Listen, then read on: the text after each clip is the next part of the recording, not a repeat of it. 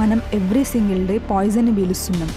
Vehicles, dust, construction, industries అన్నీ కలిసి మన లంగ్స్ని స్లోగా డ్యామేజ్ చేస్తున్నాయి.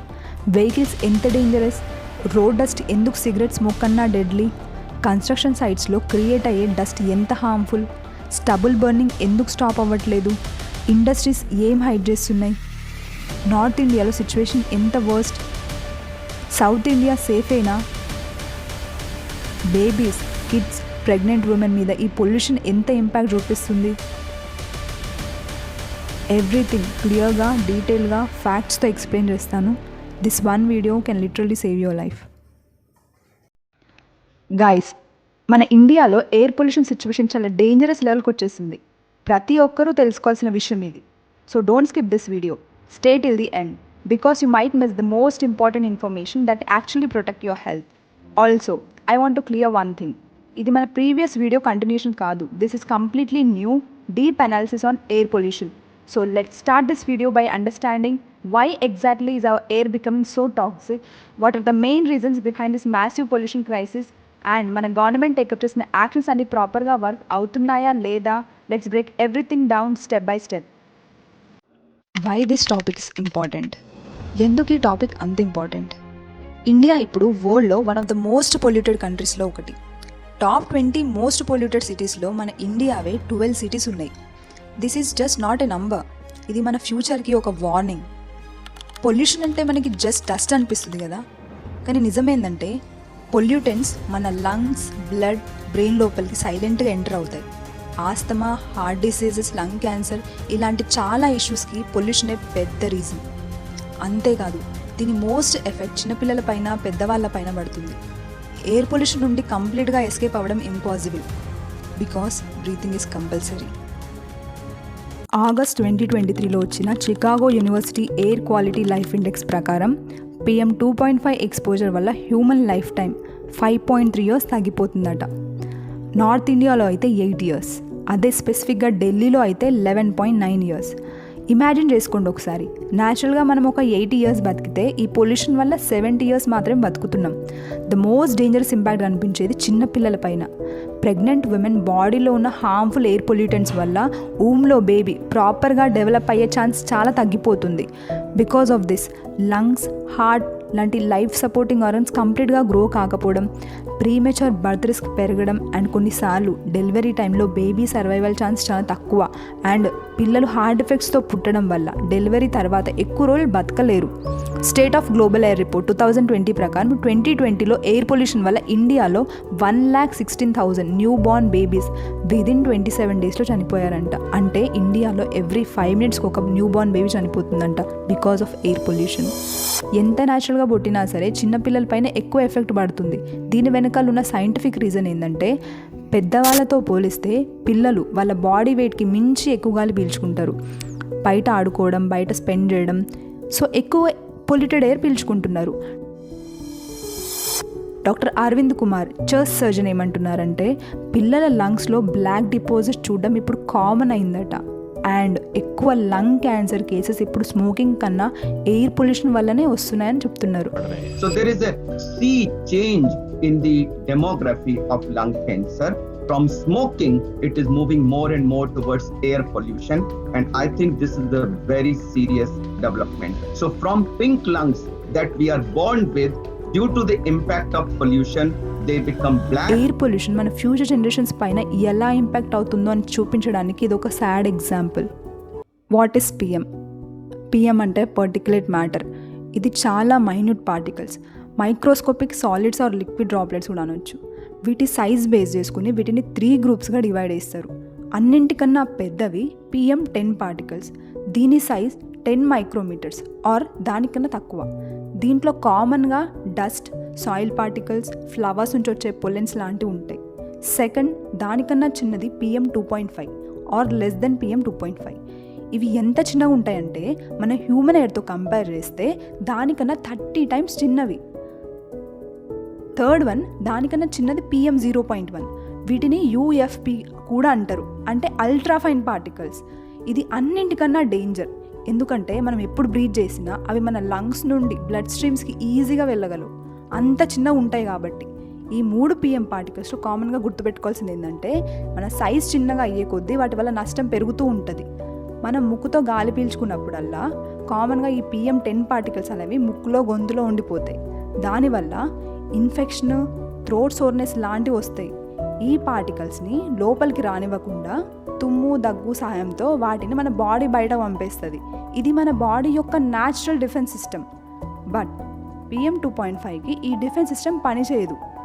మనం గాలి పీల్చుకున్నప్పుడల్లా అవి డైరెక్ట్గా లంగ్స్ లోపలికి వెళ్ళిపోయి inflammation, asthma, bronchitis and even lung cancer risk కూడా పెంచుతాయి. ఎందుకంటే ఇవి అంత చిన్న పార్టికల్స్ కాబట్టి. సో గైస్, ఇప్పుడు చాలామంది కన్ఫ్యూజ్ అవుతారు, నార్త్లో పొల్యూషన్ ఎక్కువ, సౌత్లో తక్కువ అని. బట్ యాక్చువల్ రియాలిటీ ఏంటంటే north also dangerous, south also dangerous, కానీ reasons different. Let's break it down clearly. First, north India. Why pollution is ఎక్స్ట్రీమ్లీ high? First reason geography. North ఇండియాలో హిమాలయాస్ ఉంటాయి. హిమాలయాస్ ఎయిర్ని బ్లాక్ చేస్తాయి. సో ఢిల్లీ, పంజాబ్, హర్యానా లాంటి ఏరియాస్లో ఈ పొల్యూటెడ్ ఎయిర్ ఎస్కేప్ అవ్వకుండా ఒక బౌల్లో ట్రాప్ అయిపోతుంది. సో పొల్యూషన్ అక్కడే సెటిల్ అయ్యి పొల్యూటెంట్స్ హై లెవెల్స్లో ఇంక్రీజ్ అవుతాయి. Second reason stubble burning. అంటే Punjab and Haryana farmers paddy cultivation ఎక్కువ చేస్తారు అండ్ హార్వెస్ట్ టైం వచ్చినప్పుడు ఆ గడ్డిని కాల్చేస్తారు. ఫాస్ట్గా క్లియర్గా చేయడానికి వాళ్ళు ఈ గడ్డిని కాల్చేస్తారు. ఈ ఫ్లేమ్స్ నుంచి వచ్చిన డెన్స్ స్మోక్ గాలితో ఢిల్లీ, యూపీ, హర్యానా డైరెక్షన్లో వెళ్తుంది. అండ్ ఆల్రెడీ పొల్యూషన్తో స్ట్రగుల్ అవుతున్న ఢిల్లీ ఈ ఎక్స్ట్రా స్మోక్ యాడ్ అవ్వడంతో సిటీ కంప్లీట్గా పొల్యూట్ అవుతుంది. AQI హజార్డస్ రేంజ్కి జంప్ అయిపోతుంది. Third reason industry plus power plants.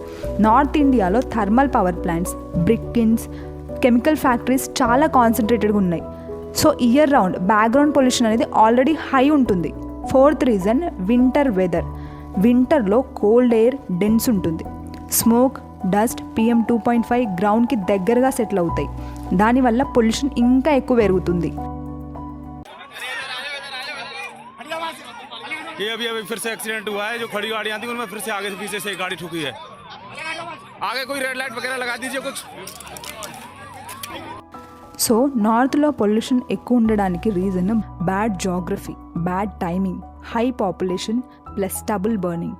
ఇవన్నీ డేంజరస్ కాంబినేషన్ని క్రియేట్ చేస్తున్నాయి. Second, south India. Why pollution is lower but still dangerous? First reason better wind flow.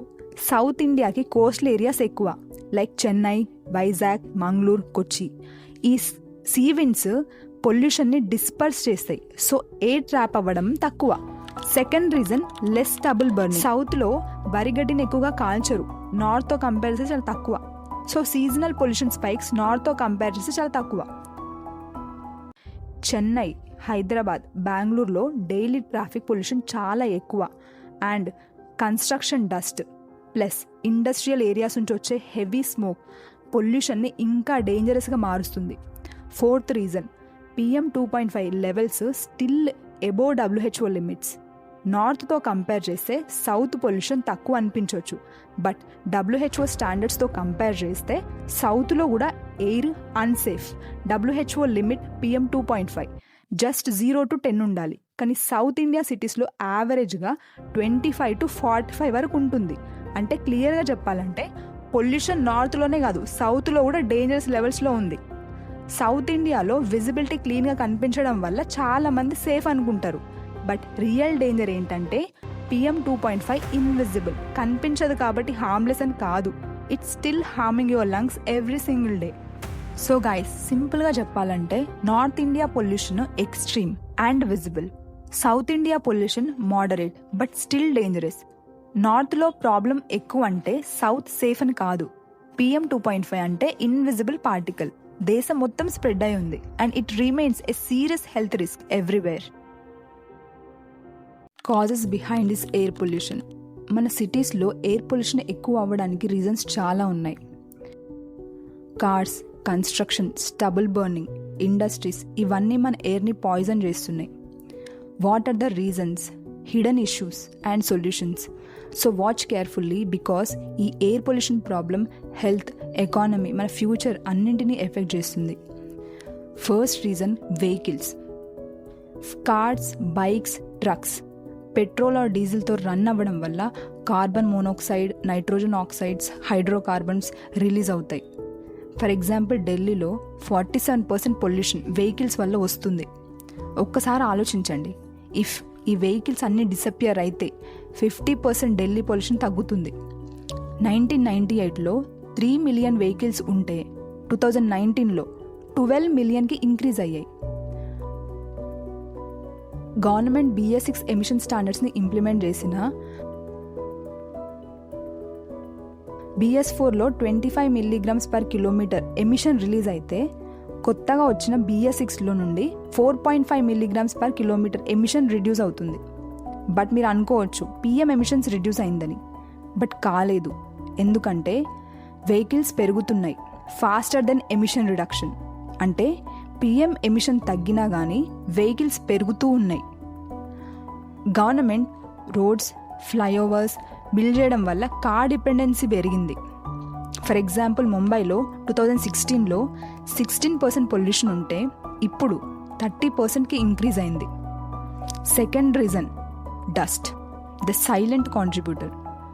రోడ్స్లో potholes, unpaved surfaces, construction dust ఏ రేంజ్లో పొల్యూషన్ని contribute చేస్తున్నాయంటే ఢిల్లీలో 26% PM 2.5 levels ఉంటే కోల్కతాలో 25%, బెంగళూరులో 23%. ఈ డస్ట్, వెహికల్ ఎమిషన్స్ మిక్స్ అయినప్పుడు డేంజర్ ఎక్కువ పెరుగుతుంది. టెంపరీ సొల్యూషన్స్ చూస్తే anti smog guns, water sprinkling లాంటివి ఉన్నాయి. బట్ టెంపరీ సొల్యూషన్స్ ఎప్పుడు టెంపరీనే. What are the real solutions for this? రోడ్స్ని రీకన్స్ట్రక్ట్ చేయాలి, గ్రీన్ బెల్ట్స్ని ఇంక్రీజ్ చేయాలి, ఫుట్పాత్స్ని బిల్డ్ చేయాలి, పాత్ హోల్స్ని ఫిల్ చేయాలి. Third reason construction work. ఈ కన్స్ట్రక్షన్సే 20 to 30% ఆఫ్ పొల్యూషన్కి కాంట్రిబ్యూట్ చేస్తున్నాయి. ఢిల్లీలో 8.4%, ముంబైలో 9%. ఈ dust particles, cement, sand ఎయిర్లో spread అవ్వడం వల్ల పొల్యూషన్ ఇంకా పెరుగుతుంది. ఒక average construction site daily 300 kg డస్ట్ని జనరేట్ చేస్తుందంట. సో టెంపరీ బ్యాన్స్ అనేవి ఒక లిమిటెడ్ వరకే. కానీ రియల్ సొల్యూషన్ ఏంటంటే కన్స్ట్రక్షన్ సైట్స్ అయితే చుట్టూ డస్ట్ వాల్స్ పెట్టాలి, రోడ్స్ల పైన ట్రక్స్ వెళ్తుంటే వాటిపైన కవర్ చేయాలి, వీల్స్ని వాష్ చేయాలి, ఇలాంటి స్ట్రిక్ట్ రూల్స్ని ఎన్ఫోర్స్ చేయాలి. So fourth reason stubble burning. Punjab, Haryana, western UP farmers rice harvest టైంలో వరి గడ్డిని కాల్ చేస్తారు. వీటి వల్ల హ్యూజ్ అమౌంట్ ఆఫ్ స్మోక్ అనేది నార్థన్ ప్లేన్లో సెటిల్ అవుతుంది. 2024లో అక్టోబర్ టు డిసెంబర్లో 10.6 పొల్యూషన్ జస్ట్ స్టబుల్ బర్నింగ్ వల్ల వచ్చింది. దీని పీక్ స్టేజ్ 35%కి ఇంక్రీజ్ అయింది. అసలు ఎందుకు కాల్చివేస్తారు? వాటర్ షార్టేజ్ వల్ల, short time for next crop preparation. Another reason buffer grass ఉండడం వల్ల, అవసరానికి మించి గ్రాస్ ఉండడం వల్ల కాల్చివేస్తారు. Air prevention and control act 1981 ఇది ఇల్లీగల్ అని చెప్తుంది. ఎందుకంటే ఇట్లా కాల్చినప్పుడు ఎయిర్ అనేది పొల్యూట్ అవుతుంది. మరి దీనికి సొల్యూషన్ ఏంటి? గవర్నమెంట్ లో కాస్ట్ ఫ్రీ మెషిన్స్ని ప్రొవైడ్ చేయాలి, క్రాప్ డైవర్సిఫికేషన్ని ప్రమోట్ చేయాలి, వాటర్ ఇంటెన్సివ్ రైస్ కన్నా మిల్లెట్స్ని ఎక్కువ గ్రో చేయాలి. Fifth reason chemical industries, cement industries, steel industries, refineries, power plants వీటి వల్ల పొల్యూషన్ ఇంకా రైజ్ అవుతుంది. PM 2.5, sulphur dioxide, nitrogen oxides, carbon monoxides ఇవి ఎయిర్లో ఉండే మేజర్ పొల్యూటెంట్స్. ఈ ఇండస్ట్రియల్ పొల్యూషన్ ఢిల్లీలో 15 to 18% ఉంది, కోల్కతాలో 24.5%, ముంబై 18%, చెన్నై 20.2% ఉంది. ఇండస్ట్రియల్ పొల్యూషన్ని తగ్గించడానికి గవర్నమెంట్ ఢిల్లీలో 2009, 2015, 2018లో థర్మల్ ప్లాంట్స్ని, పెట్రోలియం కోక్స్ని బ్యాన్ చేసింది. But surrounding industrial regions still polluted ఉన్నాయి.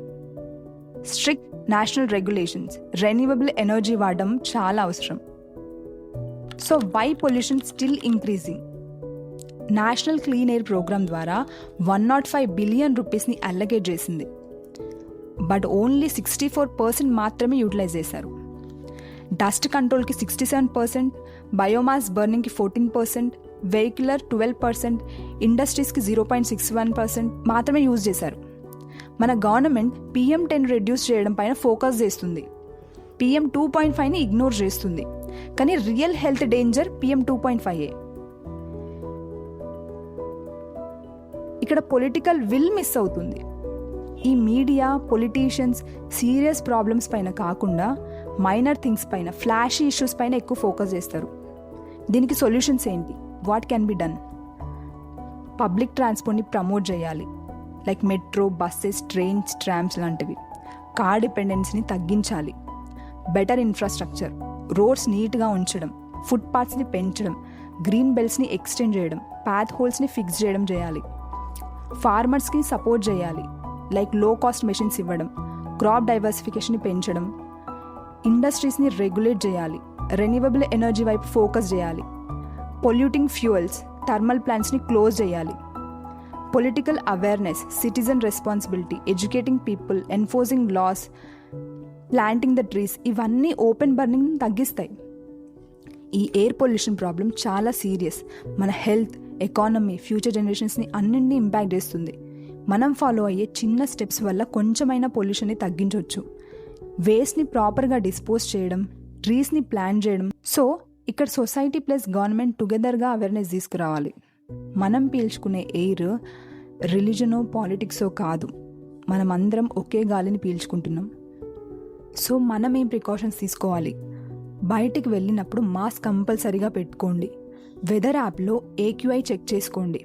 AQI 150+ అయితే బయట వర్క్ తగ్గించండి.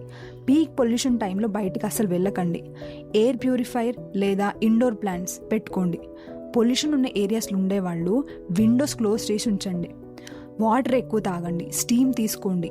వాటర్ ఎక్కువ తాగడం వల్ల టాక్సిన్స్ ఫ్లష్ అవుతాయి. స్టీమ్ తీసుకుంటే లంగ్స్ క్లీన్ అవ్వడానికి హెల్ప్ అవుతుంది. సో వేస్ట్ని ఎక్కువగా బర్న్ చేయకండి. ప్లాస్టిక్, పేపర్, వుడ్ బర్న్ చేస్తే పొల్యూషన్ ఇంక్రీజ్ అవుతుంది. So protect your self and the people around you. Stay safe.